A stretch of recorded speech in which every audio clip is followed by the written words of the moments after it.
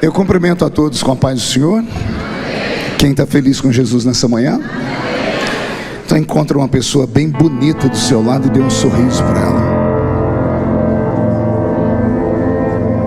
Ficou difícil? Tem gente que nem vira o pescoço. Geralmente eu digo assim: se não tiver ninguém bonito aí embaixo, é só olhar aqui para cima. Mas só sobrou eu e o Roberto. Se contente com o que está do seu lado mesmo, tá bom? Vamos estar em pé? Abra sua Bíblia comigo no segundo livro das Crônicas. Deus está aqui. Segundo livro das Crônicas, capítulo 1. É uma alegria estar de volta aqui na MSBN. Uma alegria que dessa vez eu pude conhecer o pastor Saulo. Eu almocei com ele e ele é infinitamente mais bonito do que aquele que apareceu aqui.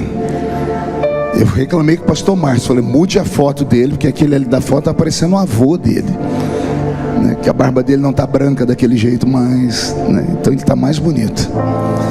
Fiquei extremamente feliz em conhecer o pastor Antônio, essa figura simpática. Ele vive além do nosso tempo, assim, uns 500 anos para frente, né? Meia hora com ele eu já fiquei com vontade de ficar rico, né? Eu não sei, que é um espírito, né, que vem. É uma alegria rever o pastor Márcio, com quem conheço desde o Brasil. Ele quase me deixou triste aqui de novo. Ele insiste em dizer que me escuta pregar desde pequenininha, né? Não é bem assim, não é bem assim, né? Estou aqui acompanhado do reverendo Duda Lisboa, esse moço que está aqui na frente. Ele é mestre em área digital. Ele trabalha de madrugada, está com o olhinho pequeno ali. Não sei como é que conseguiu vir de manhã, né? Ele fica no computador até às 5 da manhã. Trabalha com artistas do mundo todo. Deus te abençoe por estar aqui conosco, tá? No teclado, pastor Roberto Marinho. Trabalhava aqui nos Estados Unidos com o pastor Benny Hinn. Aí foi para o Brasil trabalhar com o pastor Benny Ruim, né? Família que sempre me hospeda aqui em Atlanta, o Armando, sua esposa, seus filhos, obrigado de coração, viu? Amo vocês. E eu estou aqui neste look, morrendo de vergonha, né? Porque você ri porque não é você, né? É que eu fui falar para uns irmãos aqui em Atlanta que eu completo 25 anos vindo da América. E a primeira vez que eu vim pelo estado de Atlanta, eu vim por Marietta. Aí, como a pessoa assistiu o Congresso dos Gedeões esse ano, e esse ano eu fui de terno branco, porque lá na África, o irmão disse: esse ano o senhor completa 25 anos nos Gedeões, que me acompanha há 25 anos. Então, como é bodas de prata, o senhor vai com um terno que eu vou lhe dar. O irmão me deu um terno branco, e eu passei vergonha lá. Aí chego aqui em Atlanta, me fazem passar vergonha aqui também, né? E desejo de crente assim: ou você realiza, ou dá problema. Então estou eu aqui parecendo um anjo ou um pai de santo, como vocês quiserem, né? Segundo livro das Crônicas, capítulo 1. Quem encontrou, diga amém. Versículo de número 6 a seguir. E Salomão ofereceu ali sacrifícios perante o Senhor sobre o altar de cobre que está na tenda da congregação. Ofereceu sobre ele 1000 holocaustos. E naquela mesma noite Deus apareceu a Salomão e lhe disse: pede o que queres que eu te dê. E Salomão disse a Deus: tu usastes de grande beneficência com meu pai Davi, e a mim me fizeste rei em seu lugar. Agora pois, ó Senhor Deus, confirme-se a tua palavra dada a meu pai Davi, porque tu me fizestes reinar sobre um povo numeroso como o pó da terra. Dá-me pois agora sabedoria e conhecimento, para que eu possa sair e entrar perante este povo, pois quem poderia julgar a este tão grande povo? E então Deus disse a Salomão: porquanto houve isto no teu coração, e não pedistes riquezas, bens ou honra, nem a morte daqueles que te aborrecem, nem tampouco pedistes muitos dias de vida, mas pedistes para ti sabedoria e conhecimento, para poderes julgar o meu povo sobre o qual te constituí rei. Sabedoria e conhecimento te são dados, mas também te darei riquezas e bens e honra, quais não teve nenhum rei antes de ti, e nem depois de ti haverá. Amém, igreja? Feche a Bíblia, coloque no banco, na cadeira, e pegue na mão da pessoa mais perfumada do seu lado. Eu tentei bonito, não deu certo. Perfumado deve ter alguém. Isso. Agora aperte a mão da criatura com carinho até ela falar aleluia. Pentecostal que não faz barulho. Está com defeito de fabricação, não é? Vamos orar? Senhor, nós te exaltamos, nós te glorificamos, e nós entendemos que dentro de alguns minutos, e mais uma vez, esta linda igreja ficará pequena para o tamanho da glória que o Senhor vai mandar do alto dos céus. Os que vieram tristes começarão a saltar de alegria. Os que vieram se arrastando não voltam para casa se arrastando. Hoje voltarão voando nas asas de um novo tempo. E antes que eu comece a revelar os seus segredos, cerque esta igreja com a sua glória. E num raio de 5 quilômetros, onde houver um demônio alojado, eu dou a esses demônios segundos para sumirem daqui.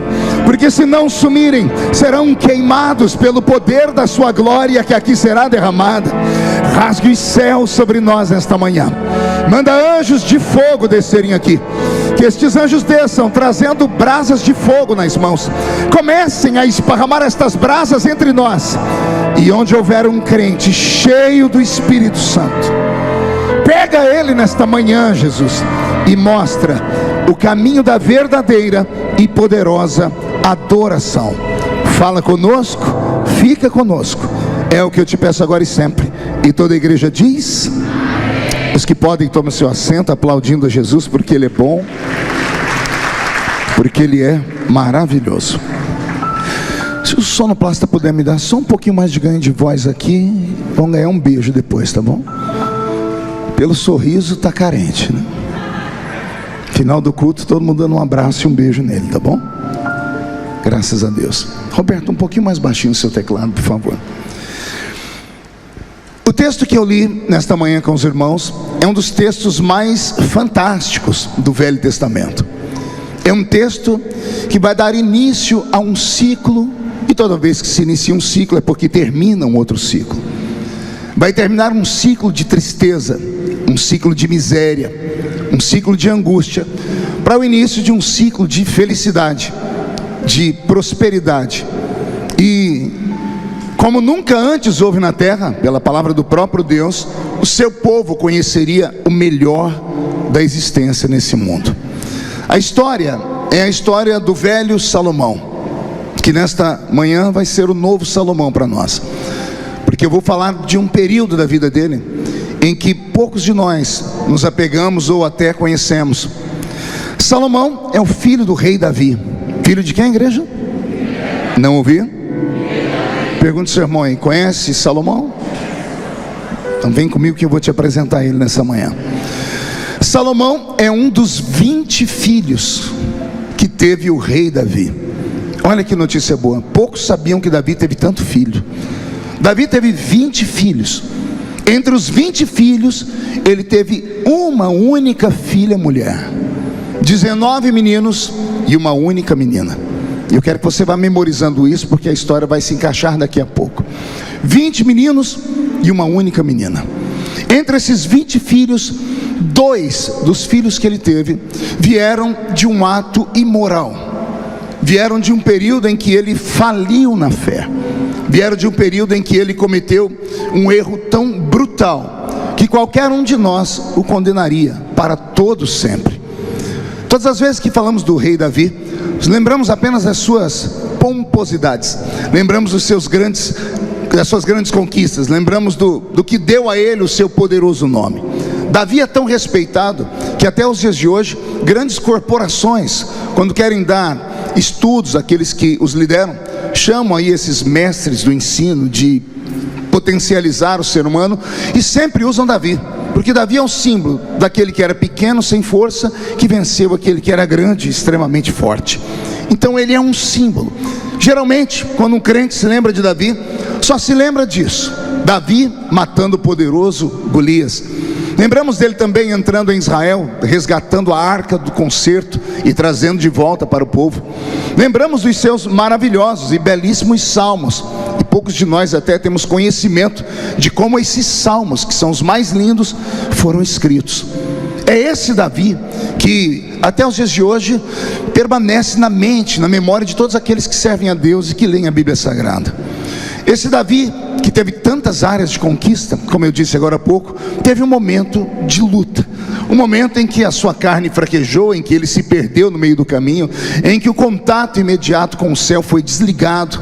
Davi estava no seu palácio, deveria estar no campo de batalha, mas estava no seu palácio, e do seu palácio ele observou uma moça, uma mulher que estava tomando banho de longe.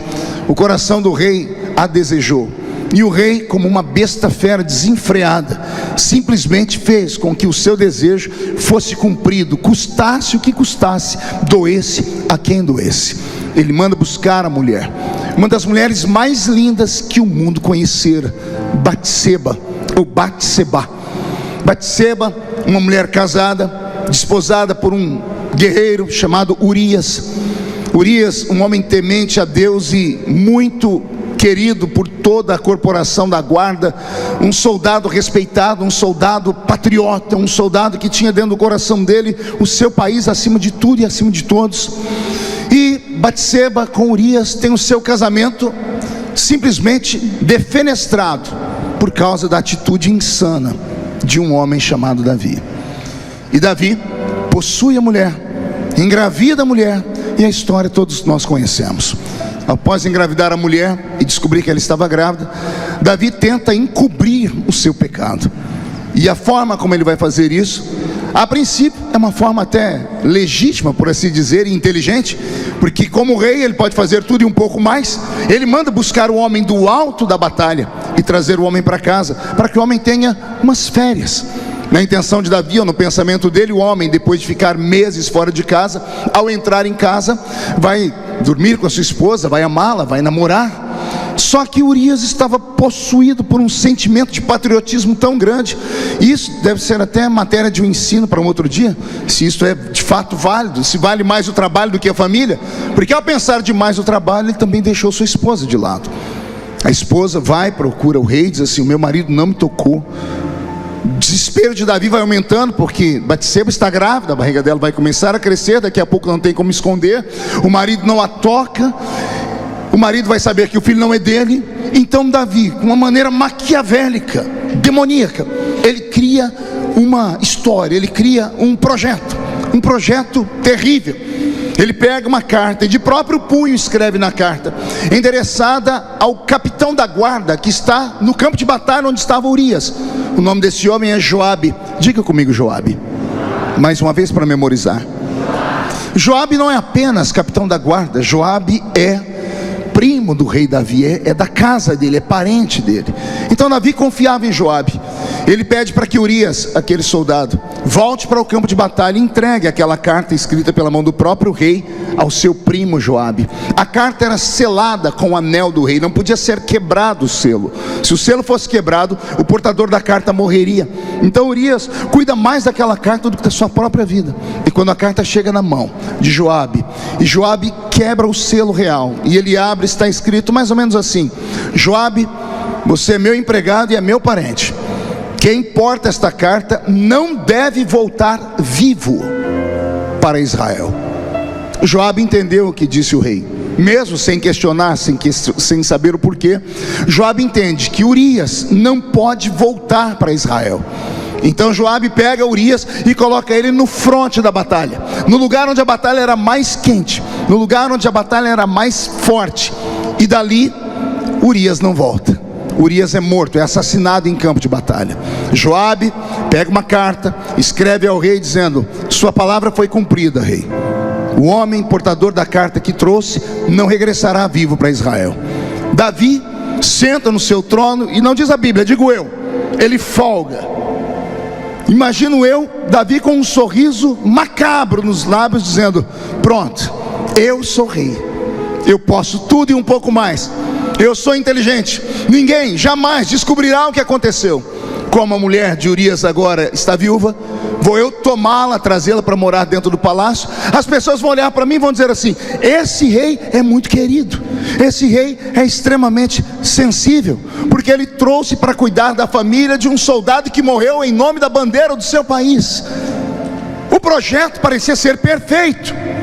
Dá até uma trilha sonora para um grande filme, uma trilha sonora em ré menor, é claro, mas dá uma liturgia.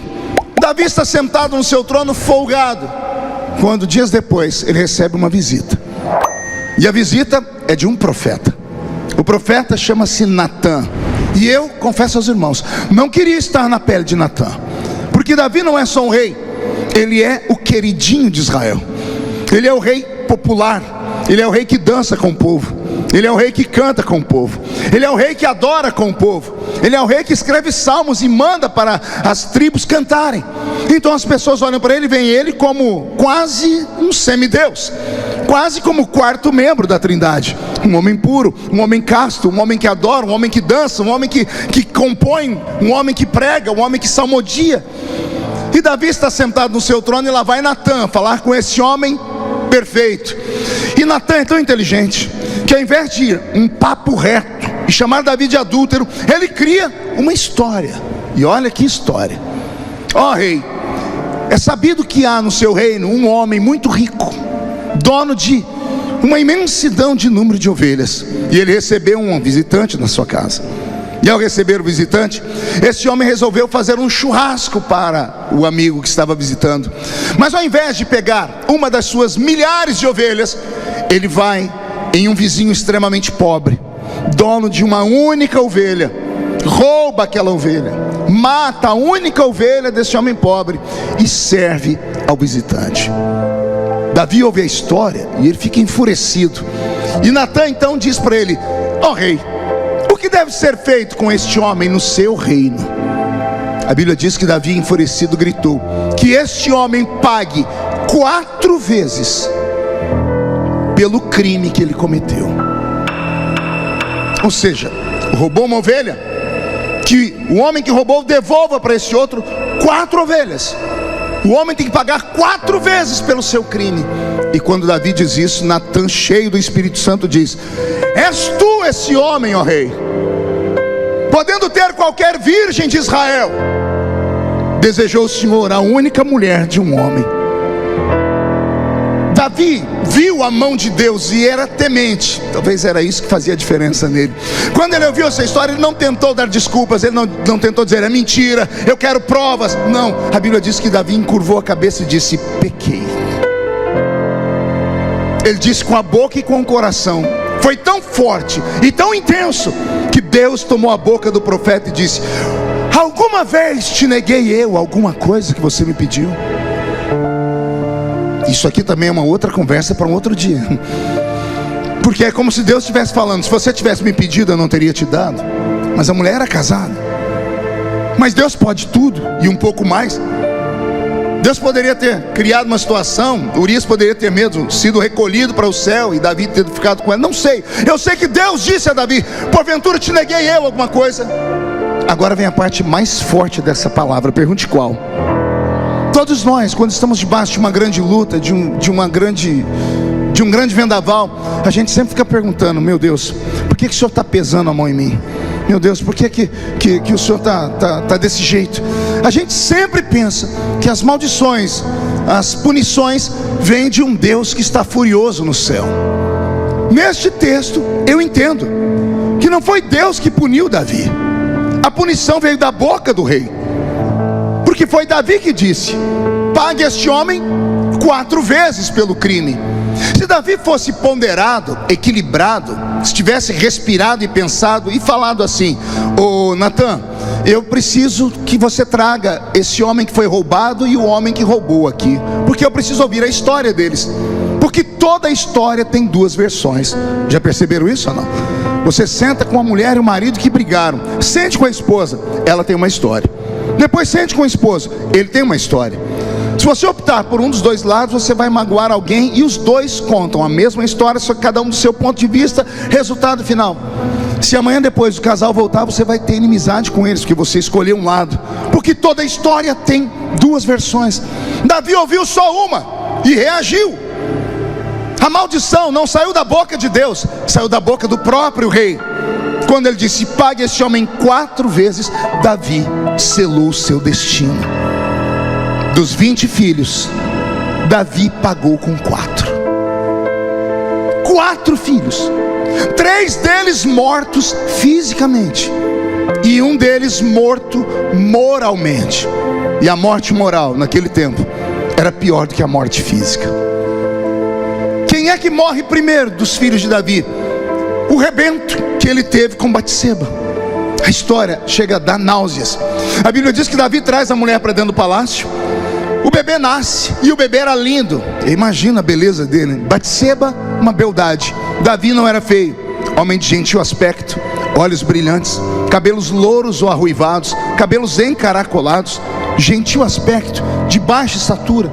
Se você pegar Rei Davi por Michelangelo e digitar no Google, você vai ver o mestre da Renascença desenhar um Davi e fazer uma estátua dele, que ele não parece judeu, ele parece um grego. Você vai ver um homem de cabelo encaracolado, nariz arrebitado, um homem delicado, com feições delicadas. Por isso que a Bíblia diz que ele era um rapaz de gentil aspecto, uma beleza quase que feminina. Então Davi era lindo, Batseba linda. Imagine o filho que nasceu. Só que a Bíblia diz que depois que o menino nasceu, um belo dia ele adoeceu. Os médicos, e Davi era rei, tinha à sua disposição toda a medicina do Egito, que era logo ali. Atravessava a cidadezinha de Tebas e você já estava no Egito, primeiro país da África. Ele buscou os melhores médicos, e os melhores médicos não deram saúde à criança. Davi então percebeu que se os homens não conseguem descobrir, a doença não vinha da horizontal, a doença vinha da vertical. E Davi cria algo que até hoje os crentes imitam. É Davi que começa essa história de campanha de 7 dias. Davi faz um jejum de 7 dias. E todos os dias que ele acorda em jejum, ele vai perguntar como está o menino. E ao invés da doença melhorar, a doença vai piorando. No segundo dia, como está o menino? Está pior do que ontem. No terceiro, pior do que ontem. No quarto, pior do que ontem. E Davi jejua 7 dias, ao ponto de no último dia ele chegar perto dos empregados dele, e os empregados fugirem dele, com medo de falar que o menino tinha morrido. Aí Davi se antecipa, chega perto dos empregados e diz assim: morreu o menino? E eles: morreu, ó rei. E o que Davi faz nessa sequência, nem os empregados entendem, porque a Bíblia diz que Davi se levantou da terra, se lavou, trocou as suas vestes, adorou ao Senhor, visitou Batseba, se alimentou. Ele faz uma sequência de atos que uma pessoa que estava desesperada, com depressão, não faria. Aí os empregados perguntam para ele: ô rei, estando o menino vivo, o senhor só tinha tristeza e jejuava e orava. Agora que o menino morreu, o senhor se levantou, por quê? Aí Davi manda para eles um recado: enquanto a criança estava viva, tinha esperança. Eu podia fazer alguma coisa, mas agora que ela morreu, o que posso eu fazer? E mesmo do erro de Davi eu aprendo uma coisa. Pergunte o quê? Que a vida continua. Vou falar de novo para ver se essa palavra entra na sua alma. Após uma grande tragédia, não importa qual seja ela, a vida precisa continuar. Porque se ela não continuar, você vai ficar pior do que antes da tragédia. Vai se trancar num quarto, vai perder a esperança, vai perder a paz, vai perder a alegria, vai perder a vontade de viver, vai perder o apego pela família, e você vai se enclausurando ao ponto de resolver deixar esse mundo do que enfrentar a vida. Davi, mesmo errado, todo torto e desgraçado, o infeliz está me ensinando que agora que morreu, levanta. Depois de levantar, toma um banho. Depois de tomar um banho, se unge. Aí troca as roupas, tira as roupas de tristeza e põe uma roupa de esperança. Aí depois vai para o santuário adorar. Aí vai procurar a família, porque ele procurou Batseba e a consolou, diz a Bíblia. E aí diz a família: Deus deu, Deus levou, bendito seja o nome do Senhor. E se alguém apertar demais e falar: por quê? Aí você grita: porque eu sei que o meu Redentor vive, e que em breve se levantará para resolver a minha situação. Posso ouvir um glória a Deus da igreja por isso? Pois bem, o primeiro filho está morto. Davi começa a ficar triste. É nesse período que Davi está tão triste, porque ele sabe que Deus ficou triste com ele, que Davi chega diante de Deus e diz: Senhor, eu quero te dar um presente. E Deus diz: que presente, Davi? Eu quero te dar uma casa de veraneio. Eu quero te dar uma casa onde o senhor possa passar as férias. O Senhor pode visitar o mundo todo, mas quando quiser descansar, venha para Jerusalém. Vou te dar uma casa assim, assado. E Davi desenha. Davi faz a arquitetura da casa do Senhor, o templo famoso chamado Templo de Salomão. E Deus diz para ele: amei a planta, gostei da arquitetura, amei a ideia, mas não quero da sua mão. Por quê, Senhor? Porque na sua mão está o sangue dos inocentes. Isso deixou Davi depressivo. Desse dia em diante, a vida de Davi não é mais a mesma. Um dia Davi está sentado no seu trono. Dos 20 filhos, ele só tinha um que o alegrava demais. Pergunte qual era o nome dele. Na verdade é o nome dela, Tamar, a única filha de Davi. 20 meninos e uma única menina. Quem tem filho homem aqui sabe a luta que é. Pegue 20 meninos, 19 meninos e coloca dentro de uma casa. Final do dia não tem mais casa. Ainda mais se o menino for filho de um crente pentecostal. Os diáconos da igreja sabem do que eu estou falando. Ainda bem que criaram os cultinhos para criança, porque a Assembleia de Deus na nossa época, as crianças desviavam tudo, porque os diáconos não tinham paciência. Eu fui diácono. Tinha um menino na minha igreja que quando ele chegava na igreja, o diabo ia se manifestar, o diabo olhava para o menino, o diabo fugia do menino. É sério, ele era perturbado. Ele conseguia passar debaixo da minha perna. Só o sangue de... chega até a me dar arrepio. Senhor, ainda bem que o Senhor me livrou disso. Beto, muda a música. Vamos lá. É a criança, imagina 19 meninos quebrando tudo. Aí só tem uma princesa. Ela chega em Davi. Ela senta no colo de Davi. Ela brinca com as madeixas encaracoladas do pai. Ela beija o pai. Ela brinca com a barba de Davi. É a princesa. Eu sinto que Davi sentia quando Tamar ia estar com ele, porque eu tenho 3 filhas. Aliás, a minha casa é um harém, né? 3 filhas, a minha esposa, a minha netinha, minha mãe vai lá de vez em quando, 2 moças que trabalham, e como nem tudo é perfeito, a sogra mora na mesma casa que eu. Mas faz parte, é para ter o equilíbrio, né? É para ter o equilíbrio, né? Você ri, né? Você olhou e falou: a vida dele é perfeita. Quem vê cara não vê coração, né? Mas isso é uma outra história para um outro dia também, né? Pois bem, Davi só tinha uma menina, a Tamar. E um dia Davi está sentado no trono e alguém chega: Davi, Tamar, sua filha, não vai poder mais ser levada ao altar de branco. Por quê? Davi, sua filha não vai mais poder casar com um outro príncipe. Por quê? Porque ela foi estuprada. Ela foi violentada, Davi. E naquela época, uma mulher estuprada ou violentada, ela era excluída da sociedade. Os próprios pais, quando a filha era estuprada, tiravam as filhas de casa e enviavam elas para a zona do Baixo Meretrício, porque era extremamente vergonhoso para o pai saber que a filha tinha sido estuprada. Porque na mentalidade do povo antigo, da Mesopotâmia ou do Oriente Médio, funcionava a seguinte equação: se a mulher foi estuprada, a culpa é dela. Ela se mostrou, ela se revelou. Por isso que naquela época as mulheres usavam a burca, só ficavam os olhos para fora, para a mulher não ser cobiçada nem desejada. Então quando uma mulher era estuprada ou era violentada, entendiam eles naquela época que a culpa era dela, e por isso ela era arrancada de casa e mandada embora. Davi tem 19 filhos homens, só tem uma menina, e a única menina foi estuprada. Davi quer vingança. Eu sou pai, sou crente, sou contra a pena de morte, mas se alguém estuprasse uma filha minha, eu não sei o que eu faria. Pense os senhores aí, com toda a sua fé, com toda a sua religião, o que você faria se alguém tocasse na sua filha?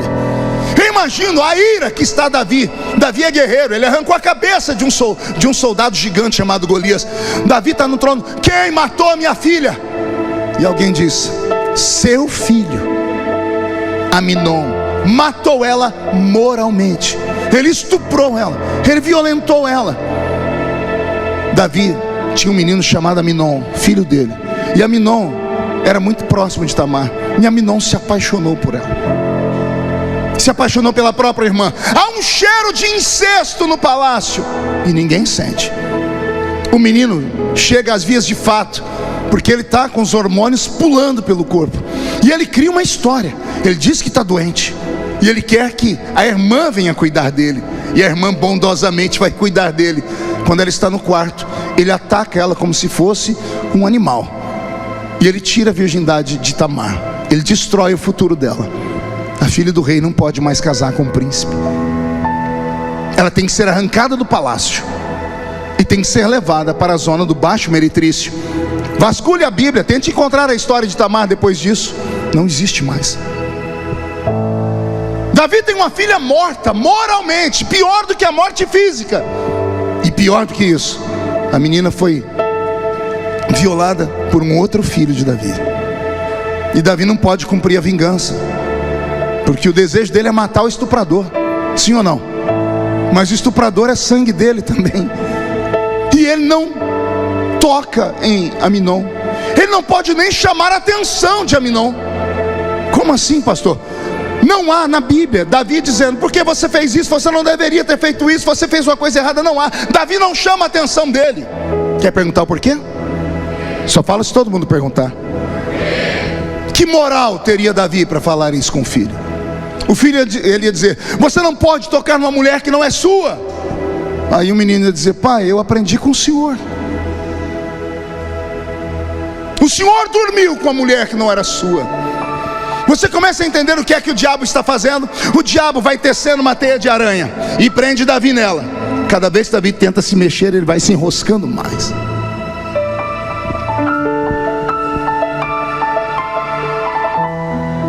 Ele já estava triste e depressivo.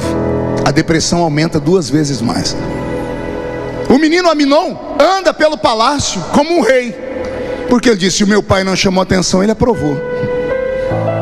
Ele anda pelos corredores, e um dia no meio dos corredores, um homem tem coragem de parar Aminon e dar de dedo no nariz dele e falar assim: você é um estuprador, você é um homem violento, você não presta.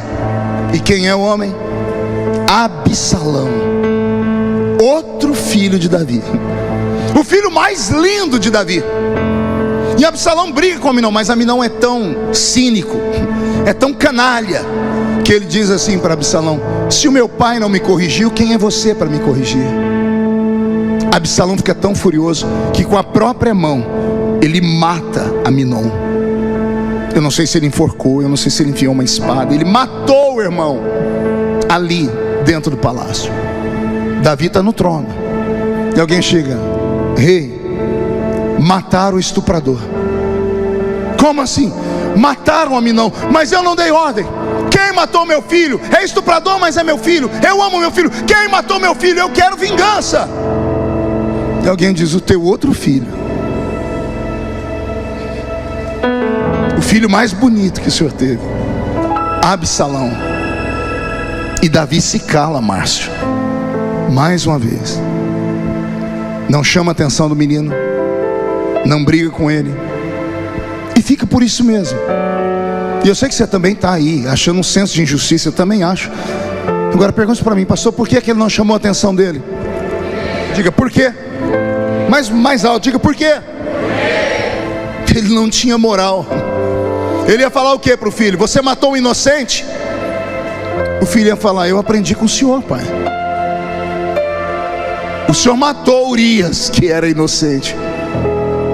A trama está feita. Davi está eliminado da história.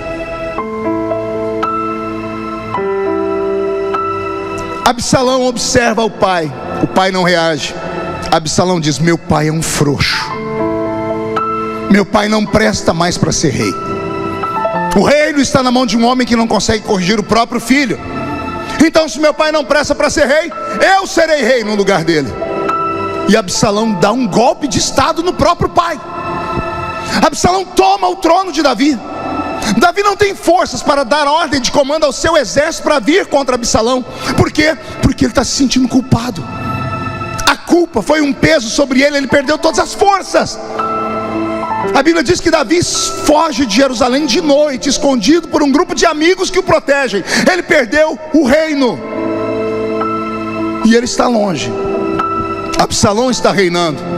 Absalão começa a reinar, mas ainda tinha os fiéis de Davi, e os fiéis a Davi não obedeciam a Absalão. Absalão vai no cofre do rei. Vai aonde? Ele abre o cofre do rei, e tudo que Davi guardou por 40 anos de reinado, de despojos de guerra, de ouro e prata, Absalão toma toda a riqueza do pai, converte a riqueza em jagunços. Ele contrata homens que seriam fiéis a ele. Ele tem um exército incontável de homens que vão lutar por ele. Só que esses homens não têm habilidade, mas eles são numerosos. E com esse exército, Absalão começa a assustar a todos, dizendo: eu sou o rei de Israel agora. Davi não age. Um parente de Davi resolve reagir. Um parente de Davi levanta a cabeça e diz assim: não, o rei não pode terminar os dias assim, esse menino não pode fazer isso. Esse homem vai até os soldados que ainda eram fiéis a Davi, soldados fiéis, soldados com habilidade. Um valia por 100 daqueles soldados de Absalão. Ele arma uma emboscada, e esse homem que está liderando esse exército consegue desbaratar o exército de Absalão, e Absalão foge. E a fuga de Absalão é conhecida por todos. Lembram? Absalão no trote de um cavalo, passa no meio de uma floresta. Ele tinha cabelos muito grandes, encaracolados. No trote do cavalo, seu cabelo voa e agarra num galho de uma árvore. O cavalo vai embora e ele fica preso. Quem lembra dessa história da Bíblia? Absalão ficou preso pelo cabelo. E aí, esse soldado que resolveu vingar Davi está diante dele, um menino indefeso, um adolescente buchudo, calça curta, um menino que deve sim ter um corretivo, mas um corretivo à altura de um adolescente. Mas esse homem que está ali diante dele está tão furioso que ele saca uma espada e ele finca na barriga de Absalão, e ele tira a vida de Absalão. Não era preciso fazer isso, bastava deixar o menino preso, dar uns tapinhas nele, que não era menino, já era um adolescente, mas ele arranca a vida de Absalão. Alguém vai até onde Davi está e diz: Davi, pode voltar para Jerusalém. Ele diz: mas e Absalão que está governando? Não está mais, Davi. Por que não? Porque Absalão está morto. Eu imagino Davi dizendo: mas quem? Quem matou meu filho? Eu não me vinguei. Quem matou Absalão? E alguém diz: um parente seu. Qual o nome dele? Joabe, o capitão da guarda. E Davi não pode corrigir Joabe. Pergunte por quê? Joabe é o homem da carta que Urias entregou na mão dele. Esse soldado que leva a carta não pode voltar. Joabe é cúmplice do pecado de Davi, é cúmplice da morte de Urias, e Davi não pode corrigi-lo, porque se Davi punir ele, ele abre a boca e diz: mas você entregou na minha mão o marido daquela mulher adúltera. E aqui termina o reinado de Davi. Ele volta para o trono, mas ele nunca mais foi o mesmo. Desse dia em diante, Davi começa a construir salmos, os salmos mais depressivos, entre eles o Salmo 51, que nós amamos, que a gente se emociona, mas poucos sabem quanto custou para Davi. Porque Davi, pastor Antônio, deitado na cama, depressivo, ele olhou e disse assim: do que adiantou ter nome? Do que adiantou a fama? Do que adiantou a riqueza? Do que adiantou ter um reino desse tamanho, se eu vou terminar os meus dias sentindo falta da única coisa que eu não podia ter perdido na vida? E aí ele diz: Deus, tira a fama, Deus, tira a riqueza, tira o reino, mas não retires de mim o teu Santo Espírito. Vou falar de novo: tira tudo de mim, ó Rei, mas não retires de mim a sua presença. Pior do que a ausência dos filhos, pior do que a ausência de Tamar no colo dele, era ele sentir falta daquela glória. Eu estou com o corpo todo arrepiado.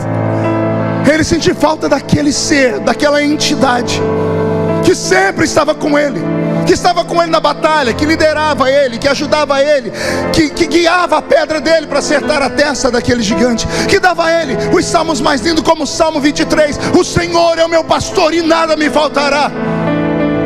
Davi começa a sentir falta dessa presença. E aqui eu abro um parênteses na história para falar com muitos que estão aqui. Quantos estão aqui nesta manhã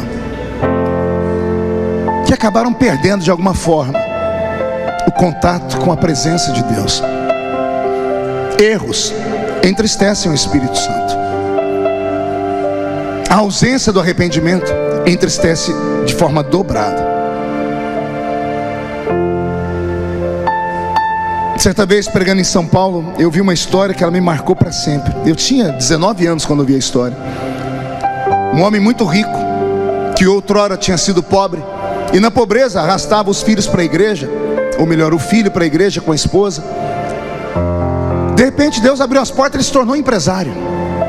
E ao se tornar empresário, ele começou a diminuir a ida à igreja, porque não tinha mais tempo de ir à igreja, porque tinha que cuidar dos seus negócios. Quando não tinha empresa, quando era só empregado, ia para a igreja de segunda a segunda. Começou a diminuir porque agora ele tem coisas para cuidar. E a desculpa é sempre essa: eu tenho funcionários para pagar, eu tenho vidas que dependem de mim, eu tenho. E a ausência do lar foi abrindo uma brecha no coração dele para a carência.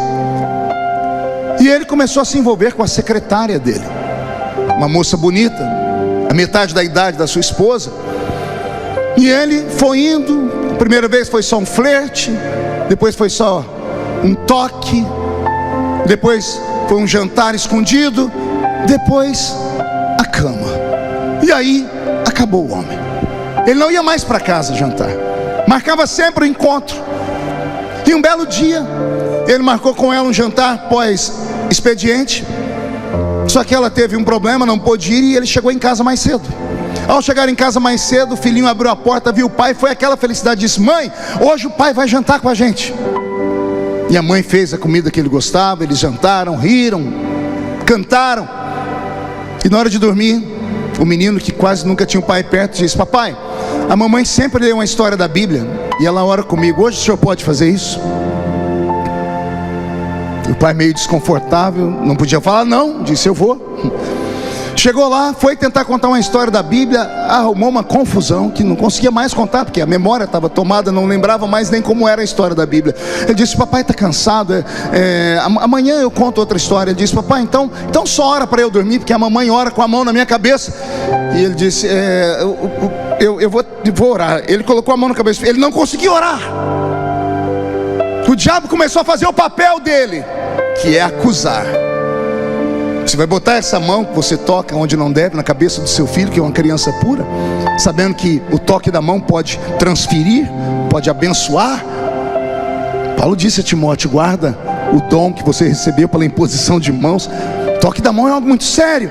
E ele, sabendo disso, disse: o papai está muito cansado, amanhã a gente olha. Disse: papai, tem dia que a mamãe está igual o senhor, ela está cansada. E aí quando ela não consegue orar, ela dobra o joelho e ela pede para eu orar por ela. Dobra o joelho aqui que eu vou orar pelo senhor. O homem dobrou o joelho, a criança inocente pôs a mão e começou a orar: papai do céu, hoje o senhor me deu um presente, meu pai veio jantar com a gente, obrigado, fazia tempo que ele não estava aqui, hoje ele cantou comigo na hora da janta. Papai do céu, abençoa meu pai, tira o cansaço, dá a ele alegria. E eu vou fazer um pedido que está no meu coração há muito tempo: quando eu crescer, eu quero ser igual ao meu pai. Quando ele disse isso, o pai deu um grito: não! Igual a mim não! E se jogou no chão. A mulher chegou para ver o que era o grito. O homem foi ficando, ele ficou possesso. Ela expulsou o espírito maligno. Ele voltou em si, ele agarrou as pernas dela, chorou, foi pedir perdão. E ela olhou para ele e disse assim: eu já sabia, meu amor. Ninguém esconde de uma mulher quando o esposo está traindo ou vice-versa. E ele disse: por que você não brigou comigo? Ela disse: por quê? Porque se o espírito não te convencer, não era eu que ia te convencer. Ele disse: me perdoa. Ela disse: já te perdoei há muito tempo. Ela só disse para ele: prioridades. A sua casa é prioridade, porque na hora da dor, a amante não vai te visitar, quem vai é a família. Que caia sobre nós esta manhã esse temor. Eu sei que isso é uma pregação na contramão de tudo que a gente quer ouvir em pleno domingo, mas eu vou fazer o que se Deus quer falar? Pastor, está doendo. Dá glória a Deus porque está doendo, porque senão você ainda está vivo, ainda sente alguma coisa. Dura essa criatura que tem levado uma vida pior do que essa que eu estou falando, que está entrando por aqui e saindo por aqui, não há sentimento nenhum. Mas se há sentimento dentro de você, é porque Deus está dizendo: eu ainda te amo, temos uma história ainda. Dá para começar do nada. Posso ouvir um glória a Deus por isso?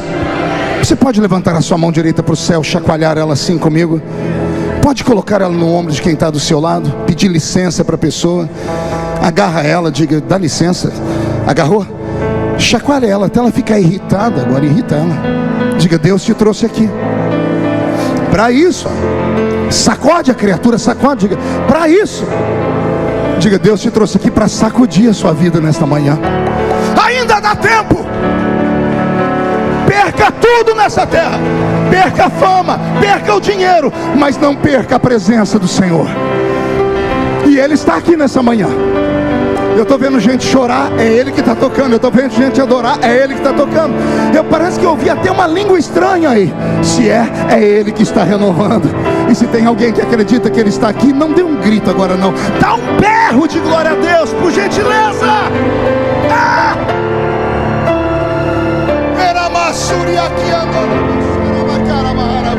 Eu ouço barulho de espadas aqui em cima.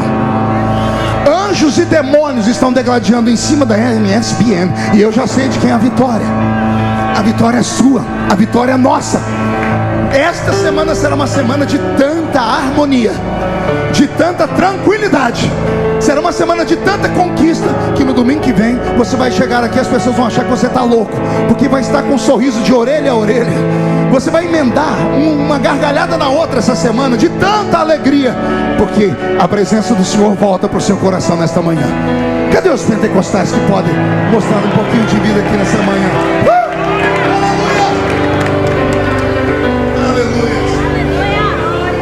Deus é maravilhoso. Lá está Davi deitado na sua cama, aguardando a morte chegar. Os dias são tão ruins para o fim de Davi, que a Bíblia diz que colocavam 2 virgens ao lado dele para aquecer o corpo do velho. E mesmo tendo ele saúde, porque a Bíblia diz que Davi terminou seus dias com saúde física, emocionalmente ele estava tão morto e mortificado, que o corpo de Davi não tinha reação. Que alguém pensa que as 2 moças do lado dele, ele não tinha reação porque estava velho, que estava impotente. Não era isso, que a Bíblia diz que ele terminou seus dias com saúde. Mas o que adianta o corpo estar bem, se aqui não está? A pior tipo de doença é a doença emocional, porque não há remédio para ela. Tanto que psicólogo não receita remédio, aí o psiquiatra receita. Só que a receita do psiquiatra é uma droga para dar um gás na sua adrenalina, na sua endorfina. E aí você toma um Rivotril e fica doidão. O Lexotan, você começa a ver passarinho azul com bolinha rosa. Terminou o remédio, você caindo em depressão de novo. Porque a depressão não é uma doença no físico, ela é na alma. E só tem uma cura genuína para a depressão, é a palavra. Porque ela é uma espada aguda de 2 fios, que vai num lugar onde o bisturi do médico não vai, o remédio não vai. Ela vai na divisão da alma e do espírito. Está sentindo a navalha aí? Então dá mais um grito de glória, por favor. Roberto, mude a música. Davi está deitado na cama, falando com Deus, e ele precisa passar o trono para alguém. E ele olha os filhos, e desde aquela época já havia a doutrina universal de que quem assume o trono é o filho primogênito. É o primeiro filho que assume o trono. E Davi começa a pensar como vai ser ao filho primogênito dele assumir o trono. E Davi, enxergando o futuro, fica mais doente ainda. Pergunte por quê? Porque ele sabe que quando o primeiro filho assumir o trono, a primeira coisa que ele vai fazer é eliminar o último filho. Porque o último filho é Salomão. Por que eliminar Salomão? Porque ele é filho do ventre adúltero de Batseba. Porque é a história que vai macular a vida do rei. O novo rei, que é filho desse rei, não quer que a história do pai dele seja contada de maneira triste. Então ele vai assumir e vai ou exilar Batseba e Salomão, ou matá-los. Essa história já aconteceu na Bíblia com outro personagem. Alguém lembra dele? Abraão. Depois que nasceu Isaac, o que foi que ele fez? com a escrava de Sara e o menino Ismael. Ele eliminou, porque não queria que aquela história ruim fosse contada na história dele. Vai acontecer isso. E Davi fica desesperado, porque ele olha para suas mãos e diz: eu já tenho sangue demais nas mãos. Davi faz entrar todos os filhos na presença dele. Ele abençoa todos os filhos. O último que entra é um menino de 8 anos. Entra com a mãe, Batseba e Salomão. Davi olha para o menino, deve ter chorado. Ele olha para Batseba e deve ter chorado. Eu imagino ele de olhos fechados dizendo: Senhor, quando eu me for, Batseba vai ser assassinada ou expulsa para o deserto, e Salomão vai ser assassinado ou expulso para o deserto. E eles não têm culpa, porque a culpa é minha. Ela não veio à minha casa, eu mandei buscá-la. Ela não podia dizer não ao rei, então ela não tem culpa, ele não tem culpa. Eu não quero mais sangue na minha mão. E Davi faz algo que muda a história de Israel. Aleluia, eu sinto Deus aqui. Davi usa o último restinho de comunhão que ele tem com Deus. É como se ele falasse: Senhor, vou fazer um último pedido antes de morrer. Que pedido, Davi? É um pedido anormal. O senhor vai ter que quebrar uma lei para isso. Faz o pedido, Davi. Se o senhor ainda me ama, se ainda temos alguma coisa, se sobrou alguma coisa boa do nosso relacionamento, se esse menino, eu me for dessa terra, vão matar ele e a mãe, o senhor pode quebrar uma lei humana? Que lei, Davi? Ele é o último. O senhor pode transformar ele em primeiro? Eu amo quando o crente entende. Senhor, ele é o último. O primeiro tem que assumir o trono. O senhor poderia pegar essa fila e virar ela ao contrário?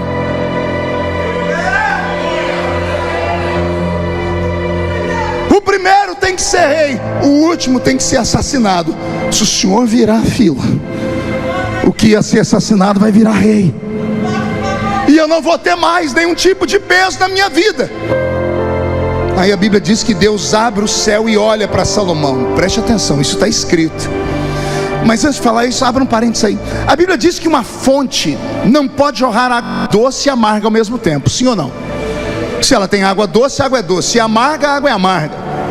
O ventre de Batseba sempre foi um ventre adúltero, ainda que ela foi morar com o rei. Continuava sendo um ventre adúltero porque começou em adultério. O primeiro filho que saiu do ventre adúltero, Deus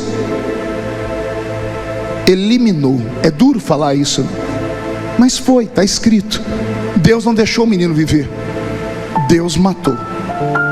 O segundo filho teria que ter o mesmo destino, porque é o ventre podre, é o ventre adúltero. Só que a Bíblia diz que ao invés de Deus matar o segundo, a Bíblia diz que Deus abriu o céu, olhou para Salomão e o amou. Vou falar de novo. O primeiro Deus rejeitou, o segundo Deus amou. E aqui eu aprendo algo que pode mudar a sua história também. Deus não trabalha com uma régua, medindo os homens pelo mesmo tamanho. Homens acham que Deus trabalha com forma, e Deus não trabalha com forma. Eu viajei o mundo inteiro nesses 30 anos pregando. São quase 100 países do mundo onde eu preguei, e lá no Brasil mais de 4.000 municípios. Geralmente, final de culto, casa de irmão, o que tem para servir para gente que é visitante é pudim. O pudim muda de tamanho, muda de gosto, mas não muda de forma. Ele pode ser grande, pequeno. O pudim tem uma característica: ele é redondo e tem um furo no meio dele. Sim ou não? Quem já comeu pudim? Pois bem, Deus não trabalha com forma, porque se Deus trabalhasse com forma, nós estamos perdidos. Você não ia caber na minha, eu não ia caber na sua, e para a gente caber um na outra, ele ia ter que arrancar pedaços da gente. Deus trabalha com formas. Anote, não formas. Deus trabalha com formas. Cada um de nós tem um segredo com Ele. Cada um de nós tem uma marca que ninguém enxerga, só Ele enxerga. É por isso que a gente que é ser humano olha, por que aquele homem ainda está na igreja? Por que aquela mulher ainda está fazendo aqui? Meu Deus, se eu fosse Deus. Ainda bem que você não é. Que se fosse, talvez nem eu serviria para estar pregando aqui para você. Por que a pessoa é mesmo fazendo tudo aquilo? Só Deus sabe. Deus tem uma paciência com uns, não tem a mesma paciência com outros. Como se explica isso? Não sei. Só há um pensamento na minha cabeça: nós homens enxergamos um palmo à frente do nosso nariz, Deus enxerga a eternidade. Nós só vemos agora, Deus enxerga o amanhã. Hoje você está dando prejuízo no reino, mas quem disse que você vai dar prejuízo para sempre? Pode ser que amanhã Deus faça um milagre. Pode ser nessa manhã, ou pode ser na festa dos varões, o maior encontro de homens aqui em Atlanta. Pode ser algo fenomenal no encontro de mulheres, e naquele dia o Espírito Santo resolve te pegar, e aí você entra de um jeito e vai sair de outro. E no final do dia alguém vai dizer: o que aconteceu com ele? Foi uma metamorfose? Foi, porque há um dia em que o Espírito Santo se apossou dele e transformou ele ou ela em um novo ser humano. Aconteceu com o rei Saul, lembra de Saul? Depois de receber a unção de Samuel, Samuel disse: você vai encontrar um grupo de profetas que estarão subindo a Deus ao alto, cheio de saltérios, cantando e profetizando. Quando você entrar entre eles, o Espírito do Senhor se apossará de ti, e você será transformado em um outro homem. Uma transformação de caráter, de conceitos e de valores. Eu acredito que está acontecendo isso aqui nessa manhã. Começa no espírito e começa a reverberar pela carne. Por isso você está tremendo, está chorando, está com borboletas aqui na barriga. O que é isso, pastor? O Senhor está mudando aqui e o seu corpo inteiro está reagindo. Se prepare para receber uma nova família nesta manhã. Vou profetizar: se prepare para receber um novo marido, uma nova esposa, um novo filho. E não é alguém que vai vir de fora, não, é esse aí que está sentado do seu lado. Você passou a madrugada brigando com eles, mas essa manhã, olha Deus dizendo: eu tenho algo na vida dele, eu tenho algo na vida dela. Eu estou entrando na história, eu faço o que o homem não pode fazer, e eu não tenho que dar satisfação a ninguém. É o que Deus manda dizer nessa manhã: eu faço e não tenho que dar satisfação a ninguém, porque onde abundou o pecado, superabundou a graça. Alguém acredita nisso? Então dá mais um grito aí para empolgar o coração do pastor aqui.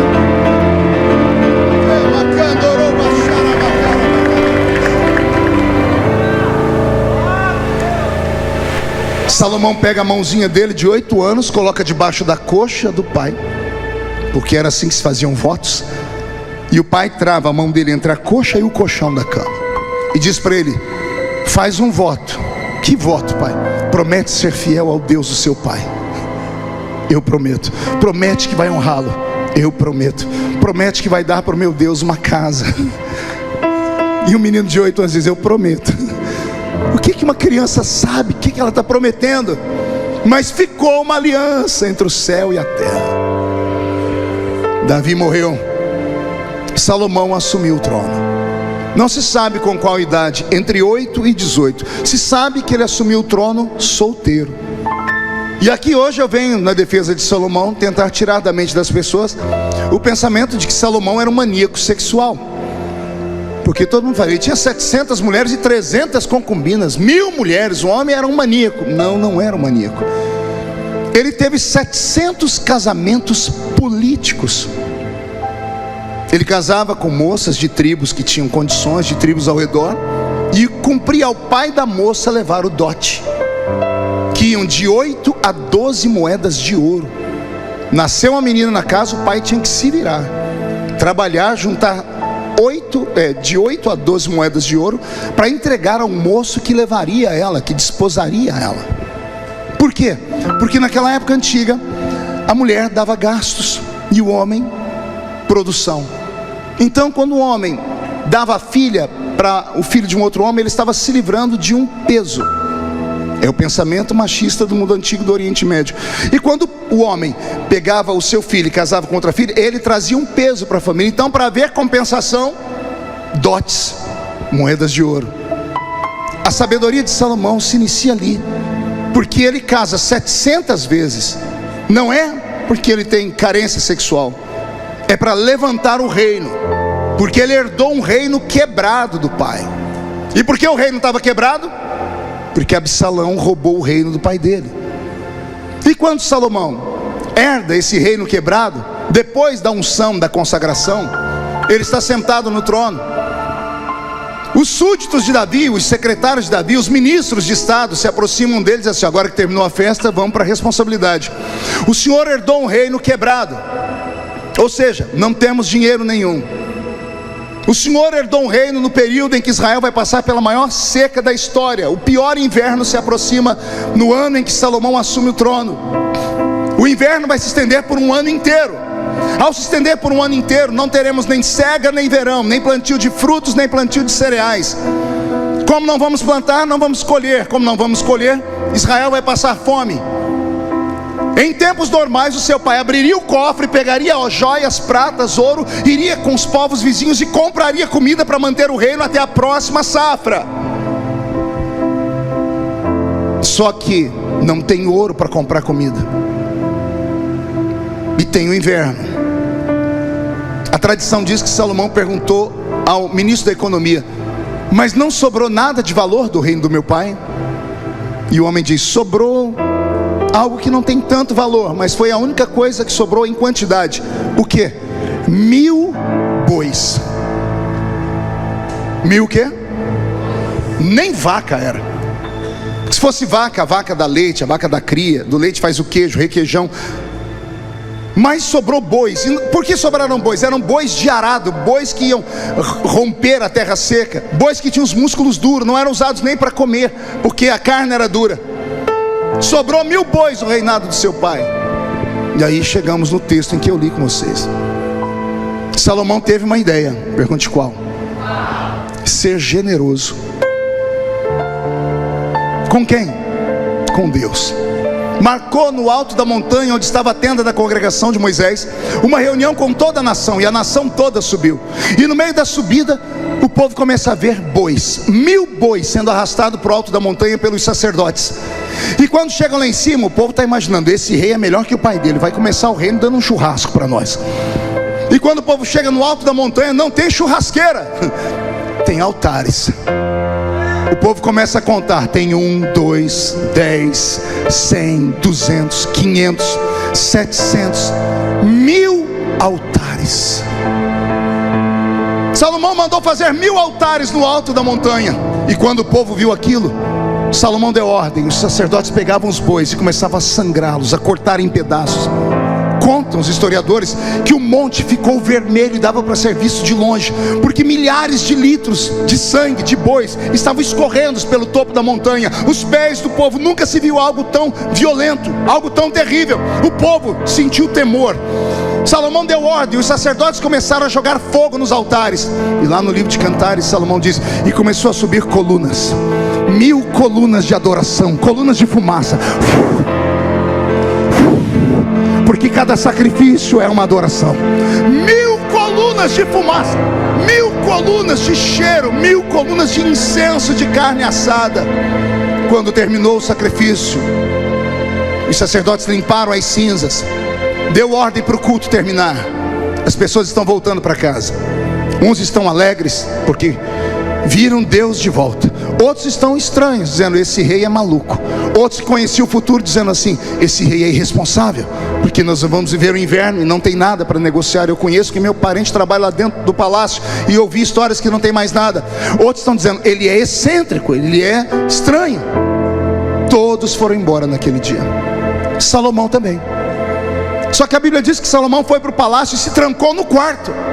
Pergunte por quê? É um menino e ele está frustrado. Pergunte por quê? Porque ele esperava que Deus ia descer no meio daquela fumaceira, daquele incenso, daquele sacrifício. Porque ele cresceu ouvindo o pai dele contar histórias. Olha o que dá ser filho de poeta. Davi escreveu o Salmo 18: e o Senhor sentou nas asas de um querubim e voou sobre as asas do vento. Bonito isso, sim ou não? Alguém conhece essa história? Sabe por que esse salmo foi escrito? Está lá em Samuel 18 também, se não me falha a memória. Davi está no campo de batalha. O filho de Anak, um dos filhos de Anak, se não me falha a memória, Talmai pegou uma lança de 45 quilos e atirou contra Davi. Davi, para se esquivar dela, caiu do cavalo. Talmai pegou a lança e foi fincar Davi no chão.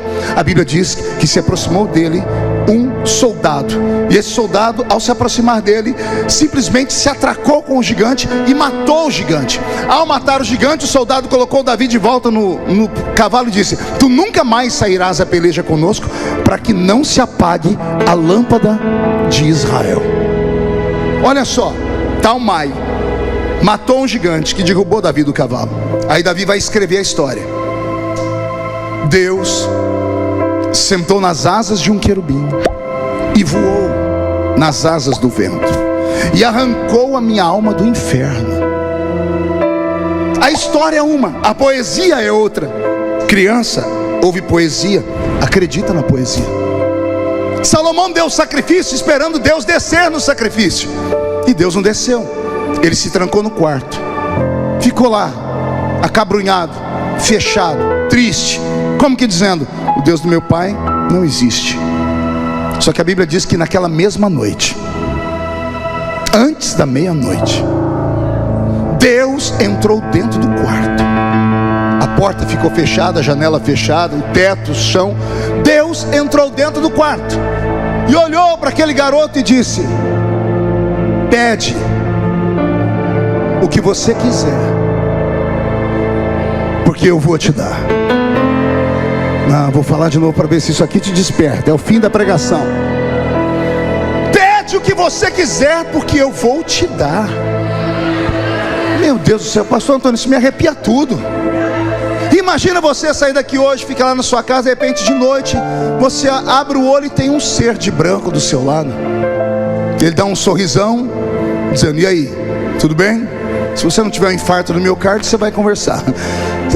Tá tudo bem, eu sou Deus, e eu sou fulano de tal. Pois não, eu vim aqui para te conceder um desejo. Qual? O que você quiser. Vou falar de novo. Eu vim aqui para dizer a você: pede o que você quiser, porque eu vou te dar. Deus arriscou o céu, Deus arriscou a eternidade, Deus arriscou tudo que ele tinha para olhar para aquele garoto, aquele moço, aquele adolescente, e falar assim para ele: pede o que você quiser, porque eu vou te dar. E se ele falasse assim: eu quero viver para sempre? O que Deus ia falar para ele? Isso eu não posso? Que Deus é esse? Se ele tivesse pedido para viver para sempre, possivelmente eu estaria pregando e ia levantar ali atrás: sou eu, estou aqui, ó. Não morro de jeito nenhum. Se ele fala para Deus: eu quero voar, a Bíblia tem um capítulo dizendo: e houve um homem que tinha asas e voava de verdade. E se ele fala assim: eu também queria ser Deus? Como Deus iria dizer não para ele? Isso mexeu comigo. Falei: Senhor, nem Davi recebeu uma visitação tão grande. Aqui eu encerro. Salomão e Davi são água e óleo. Davi era emoção, Salomão razão. Davi era um adorador extravagante, Salomão um adorador educado. Davi era um crente que sobe monte, Salomão era um crente meio batista tradicional. Davi é igual os irmãos que eu estou vendo aqui. Se eu soltar eles da linha, eles vão voar aqui dentro dessa igreja. Salomão é igual outros, estão me olhando com uma cara feia, parecendo que foi batizado num pote de vinagre. É sério, eu estou aqui há 1 hora e pouco tentando conquistar a criatura. O olho da criatura não brilha, parecendo olho de sapo que morreu no dia de enchente. É sério, diz que está numa igreja pentecostal, mas não abre a boca nem para respirar. Achou que eu não ia falar, né? Vem me ouvir pregar e fica aí com essa boca travada, essa boca de aço, essa língua de ferro, esse queixo de concreto. Salomão e Davi são antagônicos. Agora tem uma coisa que não dá para explicar. Pergunte o quê? Davi nunca recebeu a visita de Deus pessoalmente. Ele imaginava, ele sonhava, ele escrevia, Deus veio, mas ele nunca viu.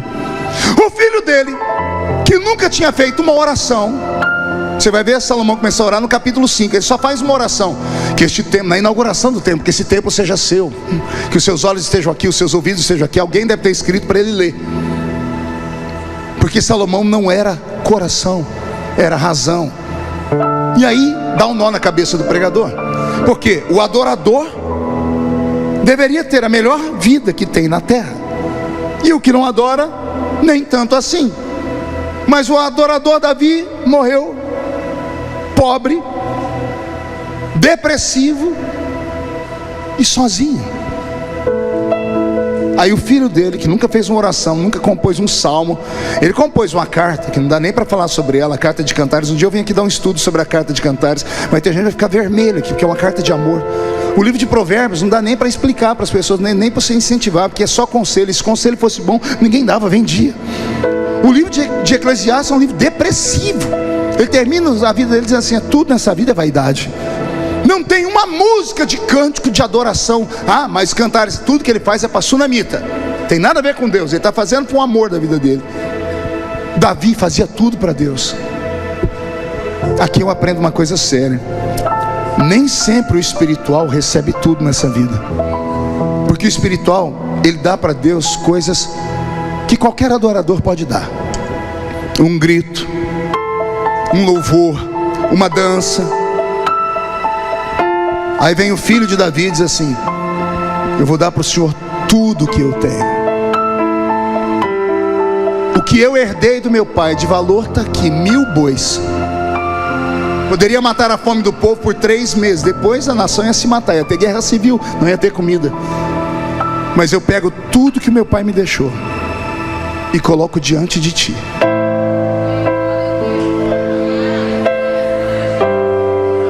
Ninguém tinha feito isso ainda. Aí Deus falou: como ninguém nunca fez isso, eu fui fazer uma coisa que eu também nunca fiz com ninguém. Ele não me deu tudo que ele tinha, sim. Então eu fui lá e falei: eu te dou tudo que eu tenho. Ninguém ganha de Deus em generosidade.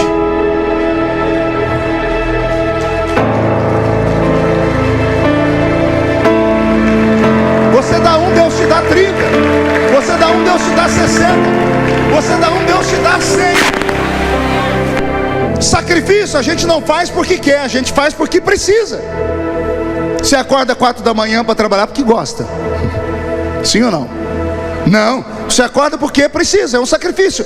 Salomão não deu a Deus uma oferta, não deu a Deus um dízimo, ele deu a Deus um sacrifício.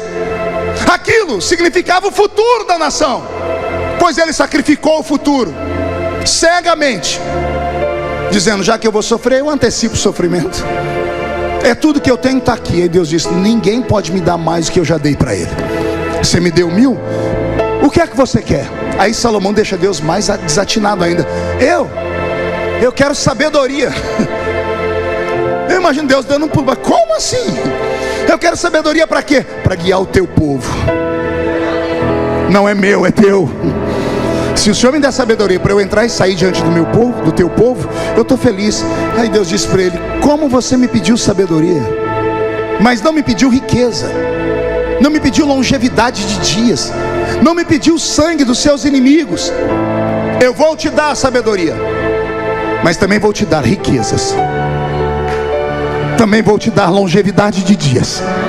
Vou entregar na sua mão todos os seus inimigos, e o reino como o seu nunca houve, e também nunca mais haverá, porque eu não encontrei ainda ninguém, Salomão, que tenha me dado tudo que ele tinha. É a sequência dessa semana, onde falamos sobre generosidade. Foi o que nós vimos aqui através do coral. Que esta palavra fique no seu coração, que pelo menos um dos ensinos dessas várias personagens bíblicas faça sentido na sua vida, porque somente assim a gente vai em frente. Olha o que eu aprendo aqui. Eu aprendo que a gente não pode ficar ocioso, porque o coração vazio é alvo do diabo. Mente vazia é o objetivo dele. Eu aprendo também que errar faz parte da vida do homem, permanecer no erro não. Eu aprendo que a vida tem que continuar depois de uma tragédia. Eu aprendo que família é tudo que nós temos. Aliás, eu vou além: família não é tudo que temos, é só o que temos. É mais do que tudo, é só o que temos. Eu aprendo aqui que Deus pode fazer assim, com que a glória da última casa seja maior do que a glória da primeira. Eu entendo que a misericórdia do Senhor vai de geração em geração e pode acompanhar até os nossos filhos, netos e até os nossos bisnetos. Eu aprendo também que não existe idade para se assumir um reino, para se assumir um ministério. Eu aprendo também que sabedoria vale mais do que dinheiro. Eu aprendo que generosidade faz Deus sair do trono dele e descer sobre nós. Que nesta manhã esta palavra faça morada no seu coração. Incline a sua cabeça. Pode continuar, Roberto. Senhor, eu te agradeço, porque nessa manhã tivemos um misto aqui de emoções. Fomos da alegria, da gargalhada ao choro intenso. E agora, Senhor, por último, eu senti um êxtase, um frenesi do seu espírito. Vi os seus filhos ficarem de pé para te adorar. Ainda ouço, Senhor, gemidos de pessoas que ainda estão sob o impacto de algum momento da palavra. Eu te adoro, porque o Senhor ainda fala. Eu te agradeço porque o corpo dos seus filhos estão tremendo, porque há lágrimas nos olhos deles. E quando este culto terminar, ó Pai, eu sei que hoje estendemos um pouquinho o horário, eles vão me perdoar porque eu sou um visitante. Eles voltarão para casa e terão momentos contigo. Famílias estão sendo tocadas por inteiro, da criança, do adolescente, da esposa, do esposo, do pai, da mãe, do tio, do avô, da avó. Porque o Senhor ainda ama o seu povo. Que o Senhor libere sobre aqueles que estão arrependidos o perdão. Não preciso expor ninguém, meu Pai, porque o Senhor não envergonha as pessoas. Vai no coração do meu irmão, da minha irmã, e libera sobre eles agora o perdão, porque há arrependimento.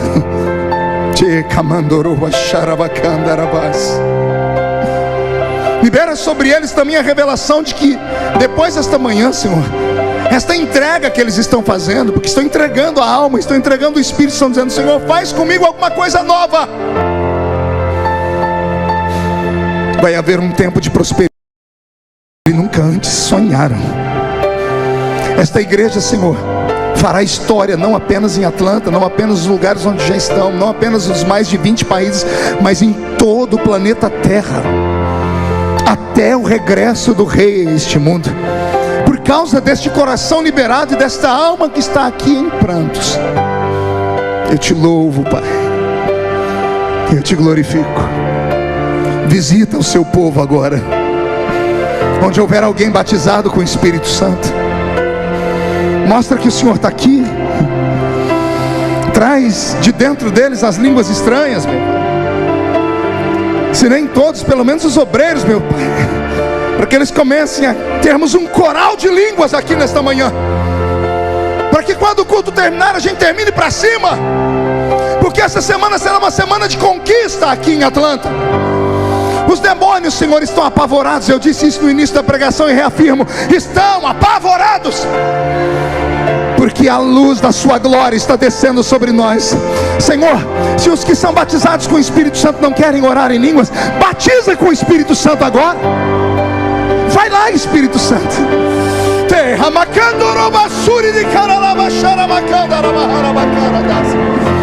Levanta os profetas uma vez mais, dá visões, da interpretação de línguas, e fica conosco.